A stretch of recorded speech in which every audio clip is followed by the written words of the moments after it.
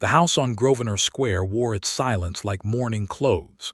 6 weeks had passed since Lady Eleanor Vance had walked down the aisle of St. George's, and still she woke each morning to the same cold light, the same untouched pillow beside her, the same echo of a man who had made a vow and then vanished into his own estate.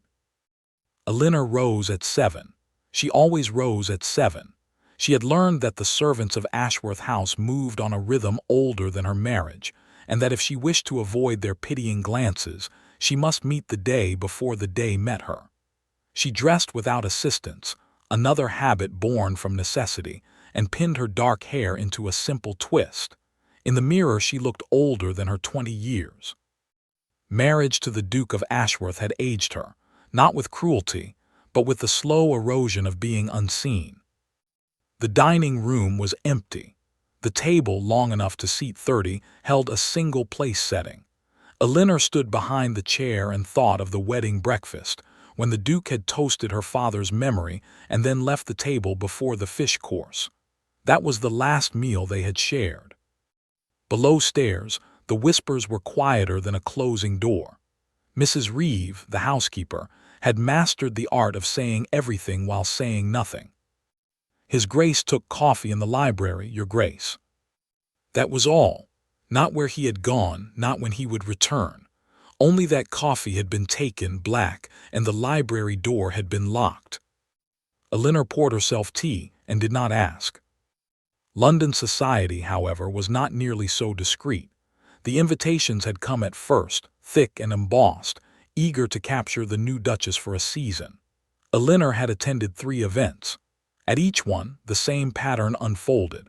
The eyes that followed her like spotlights, the conversations that stopped when she entered, the young women who smiled with too many teeth, and the older matrons who spoke of her father with pity. Charity Bride, she had heard one of them whisper behind a fan at Lady Harbury's musicale. He married her to settle the debt. Everyone knows it. The phrase had followed her home. It followed her now. At a small dinner party 3 weeks into her marriage, Eleanor stood near a marble mantelpiece, a glass of ratafia untouched in her hand, and tried to remember why she had come. Lady Cecily Morton, a striking blonde with a voice like cut glass, was holding court on a settee. Her audience leaned in. "The Duke has not been seen with her since the wedding breakfast," Lady Cecily said. "I have it on excellent authority that he takes his breakfast at 7 and rides out before dawn. He barely speaks to her. It is the most peculiar arrangement." "Perhaps he finds her tiresome," another voice suggested. "Perhaps he finds her beneath him. The Vance bloodline is respectable, but it is not Ashworth. And yet he married her. Because the late Lord Vance asked it. A deathbed promise. How romantic in the most dreadful way." Eleanor did not move. She had learned, in the weeks since her father's death, that pain could be held very still. She let the words wash over her without allowing her face to change. Her father had raised her to understand that dignity was the only thing a woman could carry with her that no one could steal. She set down the ratafia and left the room. The carriage ride home was silent.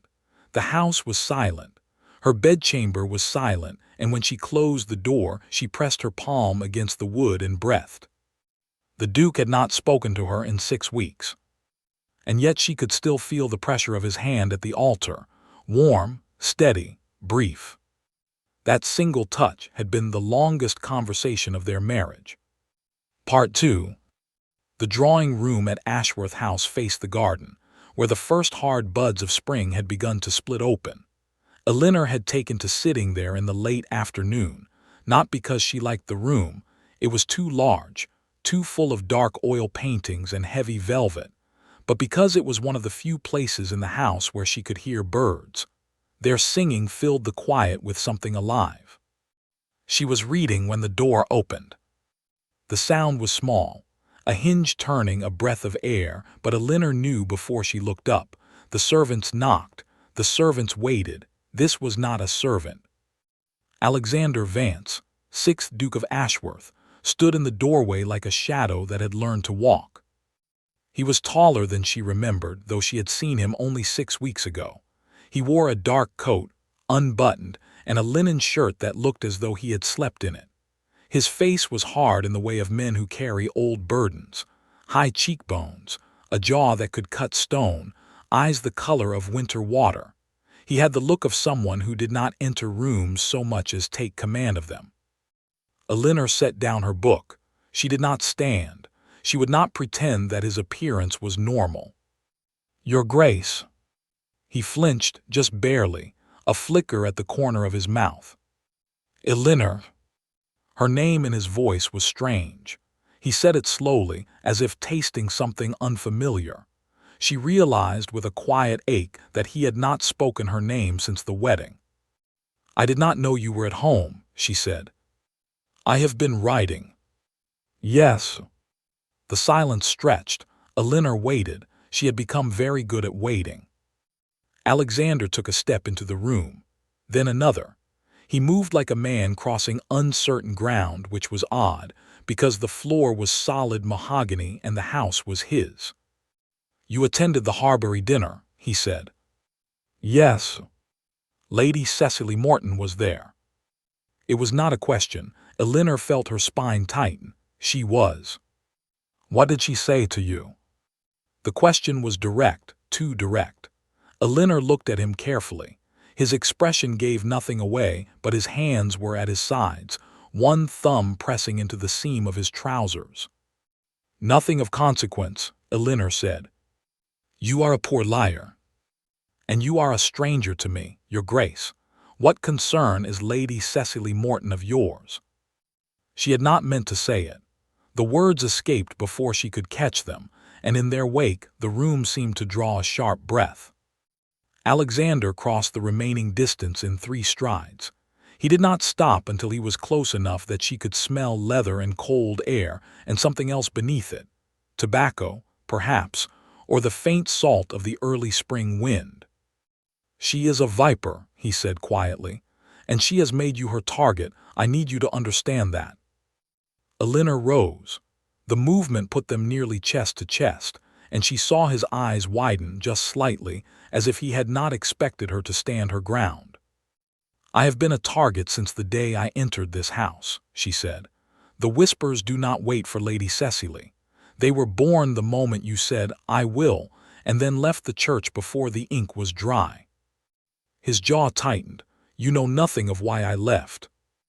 "I know what the world knows, that I was a promise to a dying man, a debt settled, a charity bride." She turned to leave. She did not want him to see what the words had cost her. His hand caught her wrist. The grip was warm, firm. His fingers closed around her wrist with a pressure that was neither harsh nor gentle, but something else entirely, a holding back, a holding on. Elinor went still. "Listen to me," he said, and his voice was lower now, rough at the edges. "Do not trust Lady Cecily. Do not speak to her. Do not be alone with her. Promise me." She looked down at his hand on her wrist. His fingers were long, the knuckles marked with faint white scars. A swordsman's hand, a horseman's hand, a hand that had touched her once at the altar and not again until now. "I am not one of your servants to be commanded," she said. "I am your wife." The word fell between them like a stone in still water. Alexander released her wrist, slowly, as if the action required more force of will than any battle. "Yes," he said, "you are." And then he walked out of the room, leaving Elinor standing alone with the echo of his touch still warm against her skin. That night she could not sleep. She sat at her writing desk, turning over the day's events, and at last she opened the small trunk her father had given her before his death. Inside, beneath the letters and the keepsakes, she found a folded piece of paper she had never seen before. It was addressed to her, in her father's hand, and it contained a single sentence. "The key is behind my portrait in the library. Read the ledger. Trust no one but Ashworth." Part 3. The library at Ashworth House was a cathedral of books. They climbed the walls in dark, gleaming spines. their gold lettering catching the candlelight like coins half buried in shadow. Elinor had been inside only once on her first tour of the house, and she remembered thinking that it felt less like a room than a vault, a place where secrets were stored and rarely spoken. The portrait of her father hung above the cold fireplace. It had been painted 10 years ago when he was still robust, still laughing, still the man who had taught her to ride bareback and read Latin and never cry in public. Elinor stood before it, candle in hand, and felt the grief press against her ribs like a hand. "Forgive me, Father," she whispered. She reached behind the frame. Her fingers found a small indentation in the wood, and then a key, tied with a thin ribbon, fell into her palm. The locked drawer was in the Duke's desk, the third drawer from the left. The key fit perfectly. Inside she found a leather ledger, worn at the edges, and a sealed letter addressed to Alexander in her father's hand. Elinor hesitated. The letter was not addressed to her. She had no right to open it. But her father's note had told her to read the ledger, and the ledger was here, and whatever knowledge it contained had been kept from her for too long. She opened the ledger first. It was a record of financial transactions dating back 15 years. Names, dates, amounts. Most of it meant nothing to her. But at the back, a section had been marked with a ribbon, and there, in her father's careful hand, was a list of debts. Debts owed to a man named Lord Henry Colborne. The name was repeated again and again, each entry larger than the last. Gambling debts her father had written, a mortgage on the estate, a loan to cover the loss of a shipping venture. The numbers blurred together into a single terrible figure. And at the bottom of the page, one final entry. Paid in full by His Grace, the Duke of Ashworth, upon agreement of marriage to Lady Elinor Vance. Elinor's hand trembled. The candle flame wavered. The marriage had been a purchase. Her father had sold her to settle his debts. No, that was not right. She forced herself to read again. The debts had been paid upon agreement of marriage, not before, not as a condition. The Duke had paid them after the marriage agreement was made. She picked up the letter. Her name was not on it, but she broke the seal anyway. Ashworth, if you are reading this, I am gone. I know you will keep your promise. I know you will protect her. Lord Henry Colborne is not a man who forgets a debt, and he has sworn to take from Elinor what I could not pay. He has documents. He has witnesses. He is a patient man, and he will wait until the world has forgotten that he ever existed. I married you to my daughter not because you owed me, but because you are the only man who can stand against him. You are the only man I trust. Do not let him near her. Do not let her out of your sight. And do not, under any circumstance, let her know the full extent of the danger until the threat is past. She is proud. She will try to run. She will try to sacrifice herself. I am sorry, my son. I have asked too much of you, but she is all I have. Jonas Vance. Elinor read the letter twice, then a third time. She was still holding it when the library door opened, and Alexander walked in. He was dressed for riding, his boots mud-spattered, his hair wind-blown. He stopped at the sight of her, his eyes going first to her face, then to the open drawer, then to the letter in her hand. The color drained from his cheeks. Elinor, how long did you think you could keep this from me? Her voice was quiet, too quiet. How long did you think I would live in this house, eating alone, sleeping alone, while the world called me a charity bride and never once asked why? He did not move. I was trying to protect you. Protect me from what? From Lord Henry Colborne, from the truth. She held up the letter. My father trusted you. He called you his son, and you rewarded that trust by making me a prisoner in my own marriage. That is not what I intended. What did you intend, Alexander? Did you intend to pay my father's debts and then forget that I existed? Did you intend to leave me to the wolves of the ton while you rode out before dawn and took coffee in a locked room? His jaw tightened. I intended to keep you alive. The words fell like a hammer. Lord Henry Colborne is not a rumor, Alexander said, stepping closer. He is not a name in a scandal sheet. He is a man who has killed to protect his interests, and he believes your father's debts are still owed. The marriage protected the money legally, but it did not erase his resentment. He wants what he believes is his, and he does not care who suffers to get it. And you thought silence would shield me. I thought distance would. If the world believed our marriage was cold, if he believed I did not care for you, he would see no value in using you against me. Elinor stared at him, and did it work? Something flickered in his eyes, weariness perhaps, or shame. I do not know. I have not slept properly in 6 weeks. Neither have I, she said. The confession surprised them both. They stood there in the candle-lit silence, two people bound by duty and debt, and the ghost of a dying man's trust. Lord Henry is in London, Alexander said at last. He arrived 4 days ago. I have men watching him.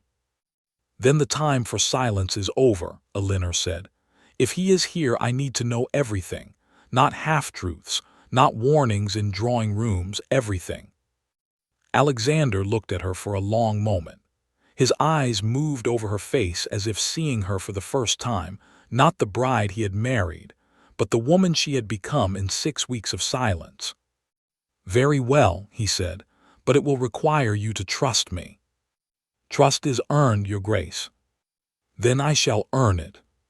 Part 4. The ballroom at Wexford House was a sea of candlelight and painted silk.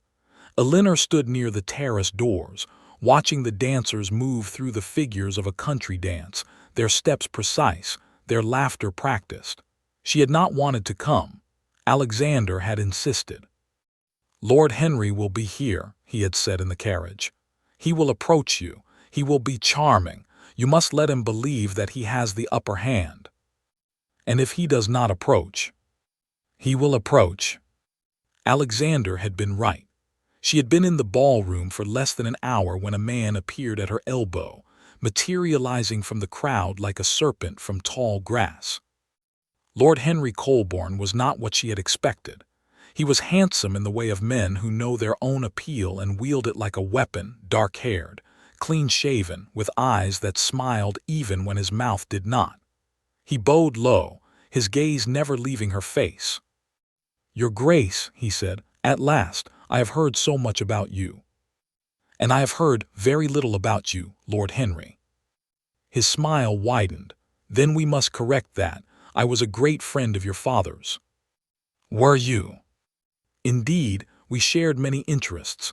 Business, travel, cards. He paused. I was devastated by his passing. I had hoped to offer my condolences in person, but I was abroad.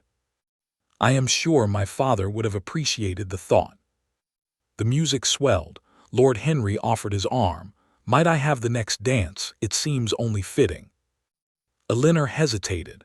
She scanned the room, looking for Alexander, and found him near the far wall, deep in conversation with Lord Wexford.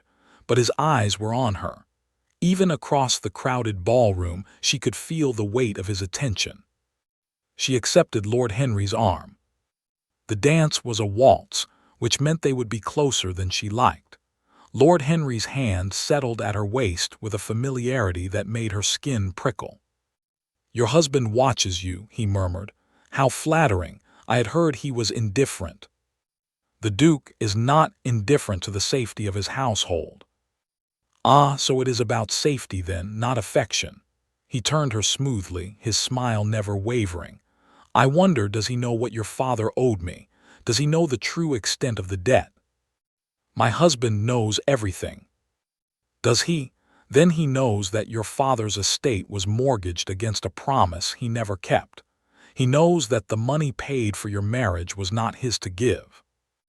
Elinor's heart beat faster, but she kept her face serene.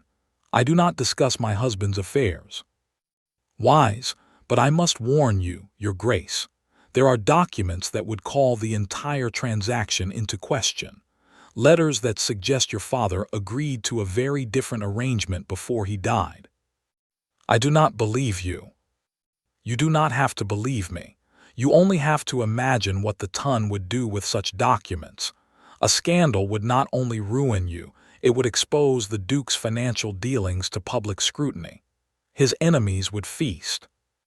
The waltz ended. Lord Henry released her hand slowly, his fingers trailing. "Think on it," he said. "I am not an unreasonable man. I would prefer a quiet resolution." He melted back into the crowd, leaving Elinor standing at the edge of the dance floor with her heart hammering. Alexander was beside her in an instant. He took her arm, his grip careful but firm, and led her toward the terrace. "What did he say?" "He has documents, letters. He claims my father agreed to a different arrangement before he died." Alexander's face darkened. "The forged letters." "You knew?" "I suspected. Colborne has a man in his employ who can imitate any hand. It is how he has won half his disputes." "What does he want?" "To force a settlement. If he cannot claim the money, he will claim your reputation." Elinor pulled free of his grip. "And what would you have me do? Smile while he threatens me? Pretend I am nothing but a pawn in a game between two men?" The words were sharper than she intended, but the evening had worn her thin. Alexander stepped closer. The moonlight caught the hard lines of his face, softening them just enough to make him look almost vulnerable. "I would have you trust me," he said quietly. "I would have you understand that I will not let him touch you. I would have you know that when I took your hand at the altar, I made a promise that had nothing to do with debt or duty." "Then what did it have to do with?" He did not answer. The silence stretched between them, heavy with all the words he had not spoken in 6 weeks. "Dance with me," he said at last. "What?" "Dance with me. Let society see that the Duke and Duchess of Ashworth are not what the gossips claim. Let Colborne see that you are not alone." It was not a confession. It was not what she needed, but it was something. She took his arm, and they walked back into the light. The waltz began again, and this time when his hand settled at her waist, she did not flinch. "Why did you stay away?" she asked as they turned. "The truth, Alexander, not the excuse about keeping me safe." He was silent for so long that she thought he would not answer. "Because I did not trust myself around you," he said at last. "Because I looked at you at that altar and wanted you, and it terrified me. Because I married you under a cloud of death and debt, and I thought that wanting you would make me the same kind of man my father was, a man who took what he desired and called it love." Elinor's breath caught. "Your father. Brutal and cold. He taught me that desire was weakness, that a man who wants is a man who loses." "And what have you lost by wanting?" He looked down at her, his eyes raw. 6 weeks, he said. 6 weeks I will never get back. Part 5. The garden at Wexford House was a labyrinth of trimmed hedges and marble fountains, designed for secret conversations and stolen confessions. Elinor had slipped away after the supper dance, needing air, needing silence, needing to sort through the tangle of emotions that Alexander had stirred. She should not have let him speak. She should have remembered that his words could wound more deeply than his silence. "Because I did not trust myself around you." What was she supposed to do with that? Was she supposed to forgive 6 weeks of cold distance because he feared his own desire? Was she supposed to forget the mornings she had woken alone, the dinners she had eaten in silence, the whispers that had followed her through every drawing room in London? She stopped at the fountain and sat on its marble edge. The water moved behind her, a soft, continuous hush. She closed her eyes. "You are far from the ballroom, Your Grace." The voice came from the shadows. Elinor's eyes flew open. Lord Henry Colborne stepped into the moonlight, still elegant, still smiling, still carrying that air of patient menace. He was alone. "The garden is private," Elinor said. "You have no business here." "I have business everywhere, Your Grace. That is the nature of my profession." He moved closer, not quickly, but with the measured pace of a man who knew the power of approach. I have been thinking about our conversation, about the documents, about what they would do to your husband. If you have something to say, say it. You are very direct. I admire that. He stopped a few feet away, his hands clasped behind his back. Here is my proposal. You will persuade the Duke to sign over the remaining funds from your father's estate. In return, I will ensure that the letters never see the light of day. Your reputation will remain intact. Your marriage will remain, whatever it is. And if I refuse, then the letters will be published. The scandal will destroy the Duke standing in Parliament. His enemies will use it to strip him of his seat, perhaps his title. And you, your Grace, will be remembered not as a duchess, but as the daughter of a man who sold his own daughter to settle a debt he could not pay. The words were meant to wound. They did, but Elinor had been wounded before, and she had learned to stand very still. You are a liar, she said. My father did not sell me. He trusted the Duke to protect me from men like you. Men like me? Lord Henry laughed, a soft, unpleasant sound. I am the only man who has ever been honest with you. Your father was a gambler.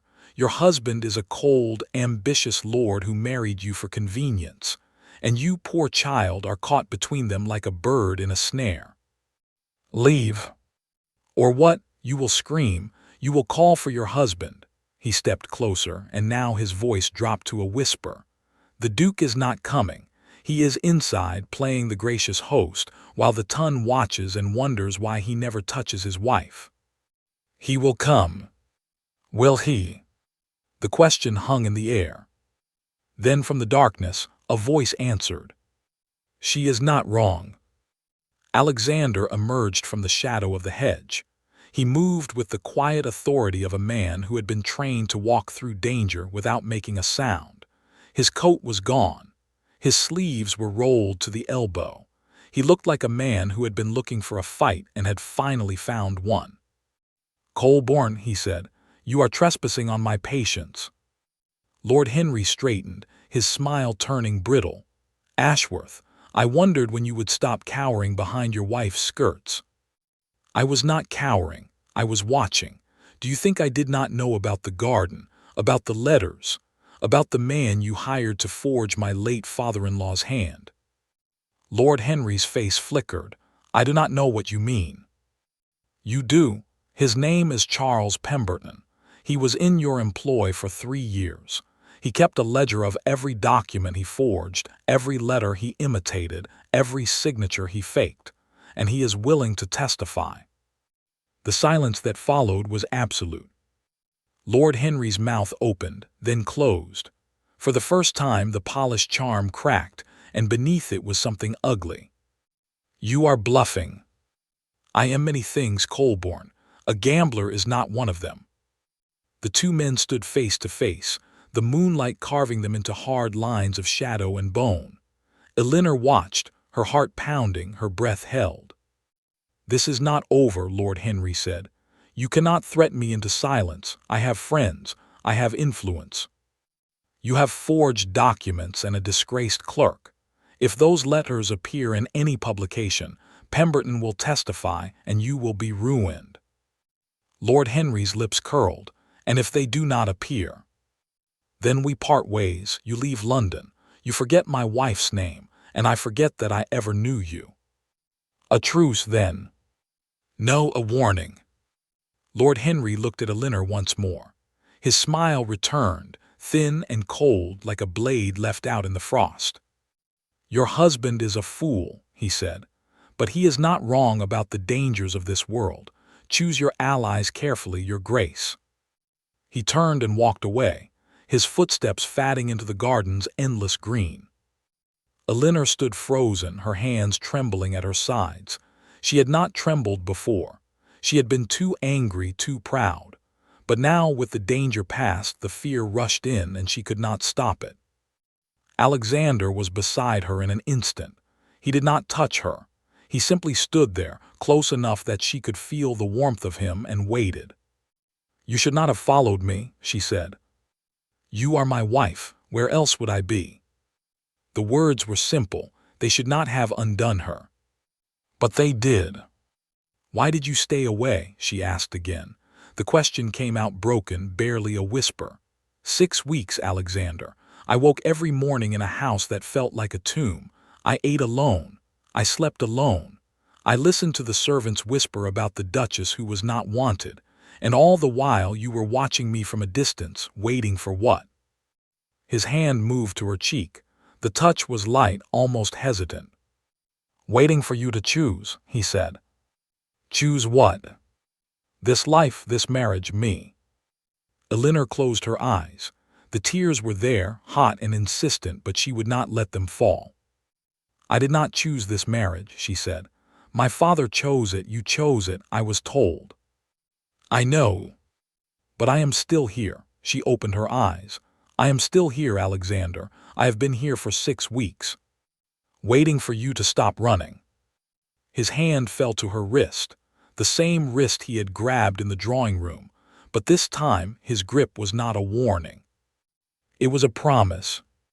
"Then I will stop," he said. "Tonight, now, I will stop running and I will fight for you and I will not leave you alone in this house again." "Fight for me." "Against Colborne, against the ton, against every whisper and every lie, and against my own fears which have cost me more than I can say." She looked at him, this cold, proud man with his winter-water eyes and his hidden wounds, and she saw something she had not allowed herself to see before.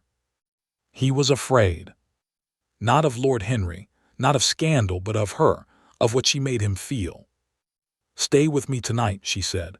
"In the garden, in the house, in the morning, stay."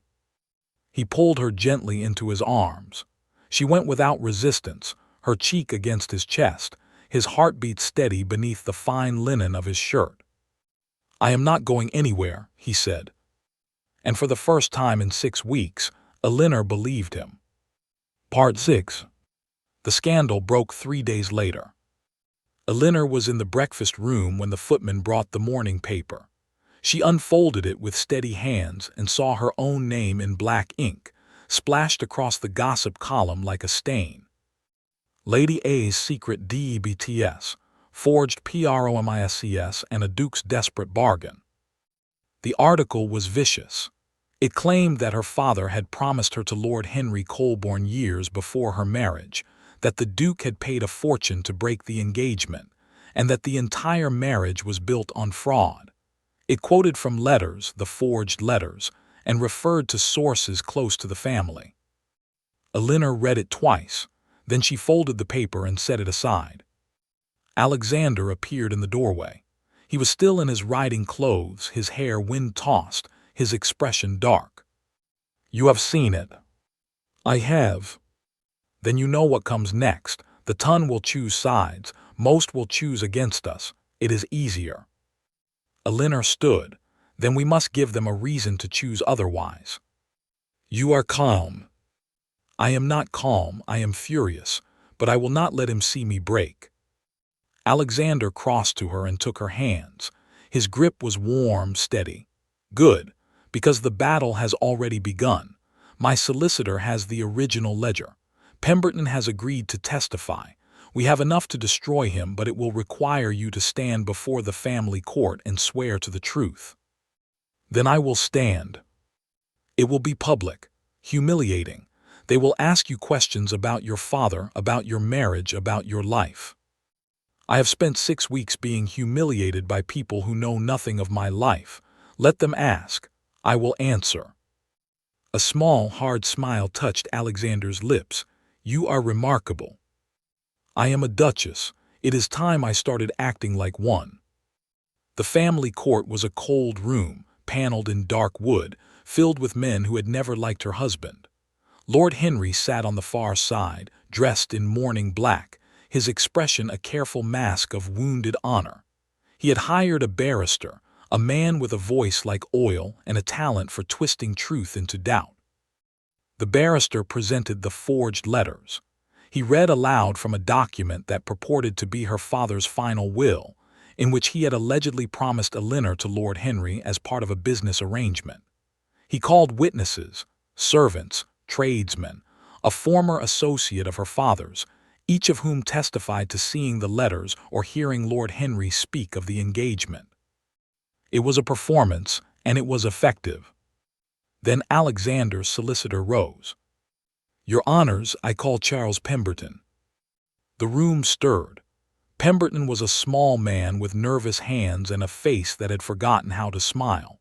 He took the stand and, in a quiet voice, confessed everything: the forged letters, the payments from Lord Henry, the threats that had kept him silent for years. "I did not want to do it," he said, "but Lord Henry said he would ruin me. He said he would see me transported. I was afraid." "And did you keep records of these transactions?" "Yes, sir, I kept everything."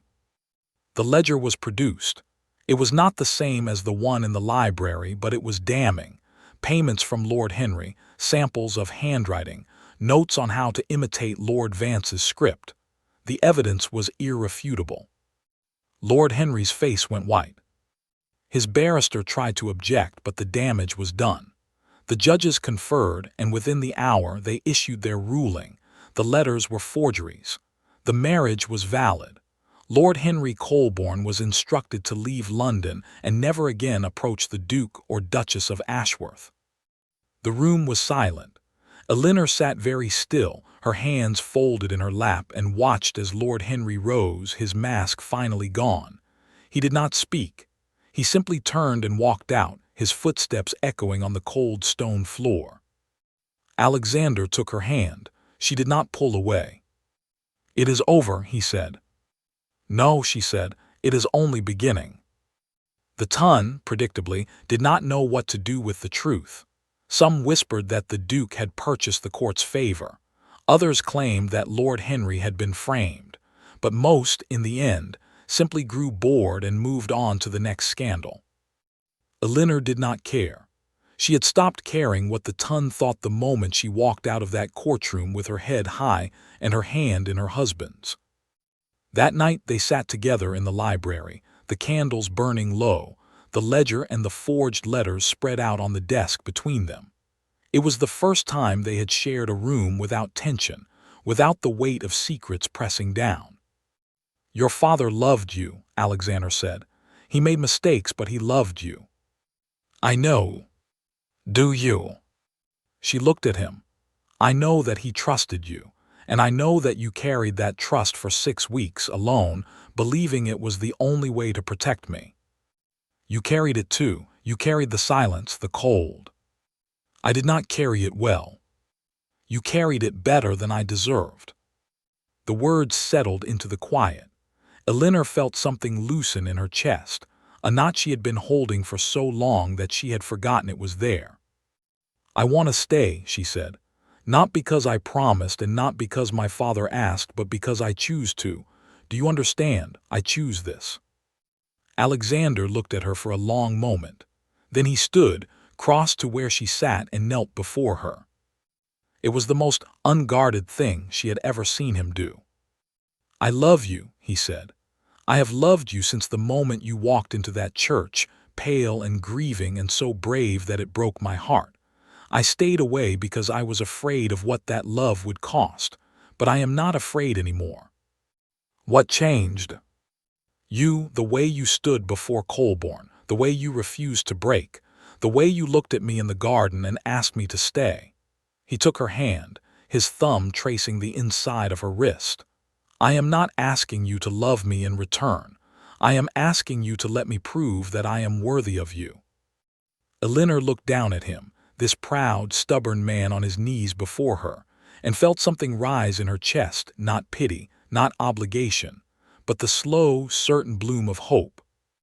"Then get up," she said, "and sit beside me and tell me everything, not in pieces, not in warnings, everything." He rose, he sat, and he told her. Part 7. Spring came to Ashworth House with a rush of green and birdsong. The windows were thrown open, the heavy drapes tied back, the rooms filled with light and air. The servants moved differently now, less watchful, less guarded. Even Mrs. Reeve had begun to smile, though she would deny it if asked.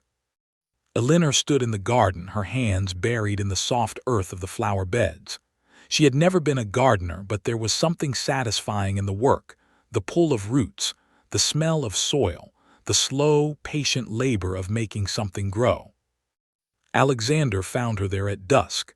He leaned against the stone wall, watching her with a half-smile. "You will ruin those gloves," he said. "Then I shall buy new ones." "With what money? Your pin money is gone on rose bushes." "Then I shall ask my husband for more. He is a notoriously difficult man." "Not any more." She stood, wiping her hands on her apron, and looked at him. In the soft evening light he looked younger, less burdened. The lines around his eyes had begun to fade. He laughed more. He stayed longer. He no longer took his coffee alone in a locked room. They had spent the winter talking. Long conversations by the fire, short exchanges over breakfast, whispered words in the dark. She had learned about his father, his brothers, his years abroad. He had learned about her mother, her childhood, her love of riding and Latin and the sea.